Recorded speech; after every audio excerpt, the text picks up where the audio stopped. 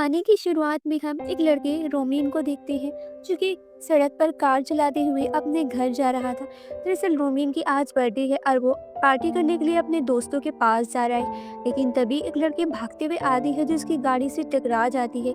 लड़की की सर पर पट्टी बंधी हुई थी। घबराते हुए फौरन आकर रोमिन की गाड़ी में बैठ जाती है। लड़की देखने में काफी अजीब लग रही थी। इसके कपड़े भी गंदे थे और ऐसा लग रहा था जैसे वो किसी लैब या फिर किसी हॉस्पिटल से भागकर आई हो। लड़की हद से ज्यादा डरी हुई थी, साथ ही इसका बर्ताव भी अजीब होता जा रहा था। अब रोमिन इससे कुछ पूछता कि आखिर तुम्हें क्या हुआ है, पर वो कुछ बोलने की हालत में नहीं थी, बस वो रोई ही जा रही थी। जब इसकी मदद करने के लिए रोमिन इमरजेंसी नंबर पर फोन लगाने लगता है, लेकिन रोमिन ये नोटिस करता है कि पुलिस के नाम से लड़की और ज्यादा घबरा रही है, तो वो फोन बंद कर देता है और खुद ही इसे ड्रॉप करने का फैसला करता है। मगर ये तो वो जानता ही नहीं था कि इसे ड्रॉप कहाँ करना है।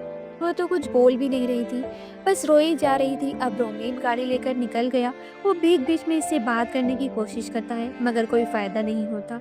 कुछ देर बाद लड़की एक रिकॉर्डर निकालती है जिसके अंदर कुछ कमांडोज ये बोल रहे थे कि हम लैब में जिस लड़की पर एक्सपेरिमेंट कर रहे थे, जिसका नाम हमने 39 रखा था, वो भाग निकली है। इसकी उम्र 25 साल है।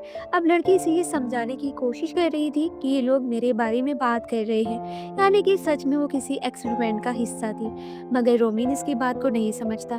इसके बाद लड़की अचानक पागलों जैसी हरकतें करने लगती है। अजीब अजीब तरह के इशारे करते हुए गाड़ी में अपना सर मारने लगती है। इसके पास एक चाकू भी था जिससे वो खुद पर वार करने लगती है। हालांकि रोमिन इसे रोकने की कोशिश करता है, लेकिन वो नहीं रुकती। इसके बाद वो सीट पर गिर जाती है और अपना दम तोड़ देती है। ये देखकर रोमिन काफी ज्यादा घबरा जाता है। इसे कुछ समझ नहीं आ रहा था कि वो क्या करे। वो लड़की को उठाने की कोशिश करता है, लेकिन जाहिर है उसका कोई फायदा नहीं था। किसी तरह वो बाकियों की नजरों से बचते हुए गाड़ी लेकर अपने घर पहुंच जाता है।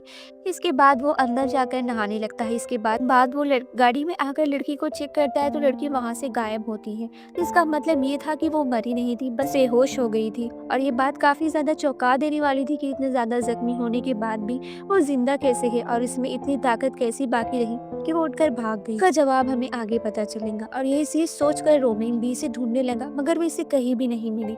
तभी दरवाजे पर रोमिन की दोस्त ऐना आ जाती है जो कि इसे पार्टी के लिए ले जाने के लिए आई। रोमिन के दिमाग में अभी भी वही लड़की घूम रही थी, इसीलिए वो ऐना को वहां से जाने का बोलता है।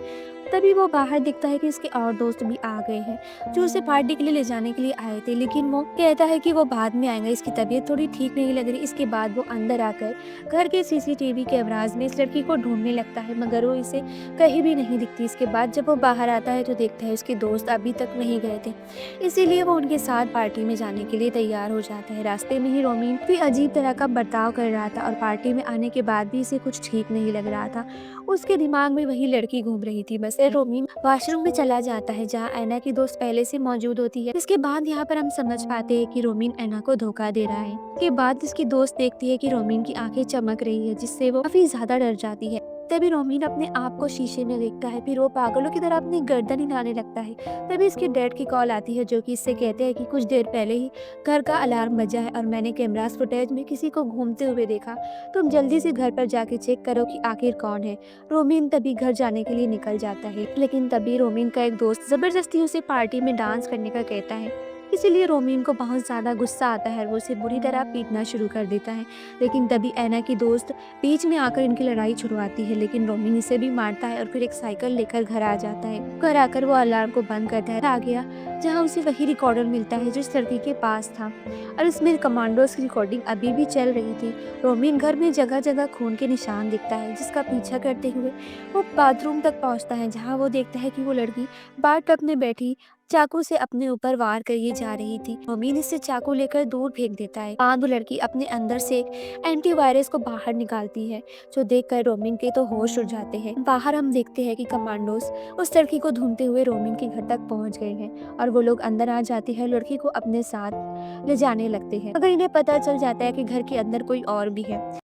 और रोमिन को जब इस बात का एहसास होता है कि ये लोग मेरे बारे में जान गए हैं, रोमिन भागने लगता है। वो अचानक पागलों की तरह हरकतें करने लगता है, जैसे कि जोर जोर से हंसने लगता है, फिर रोड पर बैठकर खुद को काटने लगता है, फिर जमीन को चाटने लगता है और उल्टी तरफ चलने लगता है। ये देखकर कमांडोज इसे भी अपने साथ ले जाने लगते हैं। ऐना रोमिन को कॉल करती है, लेकिन यहाँ पर उससे रोमिन नहीं बल्कि कमांडोज बात कर रहे थे। वो रोमिन को बोलती है कि तुमने उस लड़के को इतनी जोर से मारा कि उसकी गर्दन की हड्डी टूट गई। आखिर तुमने इतनी ज़ोर से कैसे मार दिया उसे। कमांडोज़ ऐना से पूछते हैं कि तुम कहाँ जा रही हो?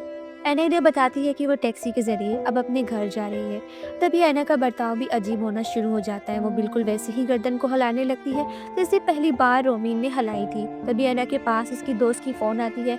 ऐना इसे बताती है कि मेरे साथ ठीक नहीं हो रहा। अचानक वो रोते हुए फ़ोन बंद कर देती है।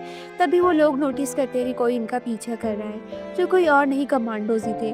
ड्राइवर उतरकर कमांडो से पूछता है कि आखिर तुम हमें फॉलो क्यों कर रहे हैं, लेकिन वो ड्राइवर को ही जान से मार देते हैं। ये देखकर ऐना टैक्सी लेकर वहाँ से भागने लगती है। लेकिन एक जगह पर आकर वो टैक्सी रोक देती है और वो भी अजीब तरह से सड़क पर चलने लगती है, जहाँ वो लोग अभी भी इसका पीछा कर रहे थे। ऐना ये देखकर भागने लगती है। वो लोग लगातार इसके ऊपर शूट कर रहे थे, मगर हैरानी वाली बात ये थी कि गोलियों का ऐना के ऊपर कोई खास असर नहीं हो रहा था। इसके बाद वो ऐना एक क्लब में पहुंच जाती है और बाथरूम में जाकर अपने आप को आईने में देखने लगती है और फिर अजीब तरह से लगती है। तभी इसके पास इसके दोस्त की फ़ोन आती है, जो कि इसे स्टेशन पर बुला रही थी। लेकिन तभी हम देखते हैं कि कमांडोज़ क्लब में भी आ गए हैं और वो यहाँ आकर सभी लोगों को शूट करके मार देते हैं। ये देखकर ऐना खिड़की से बाहर कूद जाती है और अपने दोस्त की बताई हुई जगह पर जाने लगती है। तभी हम देखते हैं कि इसकी आंखें भी चमक रही है और वो भी पागलों की तरह बर्ताव करने लगी थी। रास्ते में एक लड़की पर वो हमला कर देती है, फिर वो इसे पीटने लगती है और अपना खून इसके ऊपर लगा देती है। तभी आगे बढ़कर वो एक लड़के की साइकिल चुराकर वहाँ से भागने लगती है। लड़का इसे रोकने की कोशिश करता है, मगर वो इसे मारकर तालाब में फेंक देती है और जाने से पहले कहती है कि आई एम सॉरी, मैंने ये जानबूझकर नहीं किया। पता नहीं मेरे साथ क्या हो रहा है और मैं ऐसी हरकतें करने पर मजबूर हो रही हूँ। तभी हम देखते हैं कि पूरे शहर में सायरन बज रहा है, यानी कि शहर के अक्सर लोगों के साथ इस तरह की अजीब चीज़ें हो रही थी। फिर ऐना अपनी दोस्त के पास पहुँच जाती है। ऐना की हालत देखकर उसकी दोस्त उसे जल्दी से बाइक पर बिठा लेती है और अपने साथ ले जाने लगती है, लेकिन ऐना उसकी गर्दन को काटने लगती है और उसके ऊपर अपना खून लगाने लगती है। ये देखकर ऐना की दोस्त काफ़ी ज़्यादा डर जाती है और उसे बाइक से नीचे गिरा देती है और खुद अपने घर की तरफ जाने लगती है। ऐना लगातार उसका पीछा कर रही थी और उसकी रफ्तार तो बाइक से भी ज़्यादा थी। ये देखकर ऐना की दोस्त ज़्यादा डर जाती है और भागती हुई अपनी बिल्डिंग में पहुंच जाती है और लिफ्ट के ज़रिए अपने घर जाने लगती है, मगर लिफ्ट बीच में ही रुक जाती है। बीच उसे कमांडोज की भी आवाज़ सुनाई देती है, जो कि कहते हैं कि शहर में एक तरह का वायरस फैल चुका है, अगर तुम इससे इन्फेक्टेड नहीं हो तो हम तुम्हारी जान बचा सकते हैं। तभी लिफ्ट एक बार फिर से चलने लगती है और वो अपने फ्लोर पर पहुंच जाती है। जब घर आकर वो देखती है तो ऐना उसकी मॉम को बुरी तरह से काट कर खा रही थी। ये देखकर वो बहुत ज़्यादा डर जाती है और वहाँ से भागने लगती है। तभी उसके सामने एक कमांडोज आ जाता है, जो कि सबसे पहले उसकी आंखों को चेक करता है, ये देखने के लिए कि वो इन्फेक्टेड है या नहीं। इसके फिलहाल तो वो इन्फेक्टेड नहीं हुई थी, इसीलिए कमांडोज अपने मास्क को हटाती है और उससे कहती है यहीं रुको। इतना कहने के बाद वो ऐना को मारने चली जाती है, लेकिन ऐना उल्टा उसी पर हमला कर देती है। लेकिन जैसे तैसे करके कमांडो इसे मार देती है। जाहिर है कमांडो इस बीच खुद भी इन्फेक्टेड हो गई थी, क्योंकि इसके जिस्म पर भी ऐना का खून लग गया था। यानी कि ये वायरस इतना ज़्यादा खतरनाक है कि अगर किसी इन्फेक्टेड इंसान का खून किसी नॉर्मल इंसान की बॉडी पर कहीं भी लग जाए तो वो भी इन्फेक्टेड हो जाता है। अपने दोस्त को पीछे मुड़ने का कहती है और खुद को गन से शूट कर लेती है, क्योंकि वो भी इन्फेक्टेड हो गई थी। और हम तो ये बात जानते हैं कि ऐना की दोस्त रोमीन के साथ भी थी और इसकी बॉडी पर भी ऐना का खून लगा हुआ था। इसका मतलब ये था कि ये भी इन्फेक्टेड हो गई है।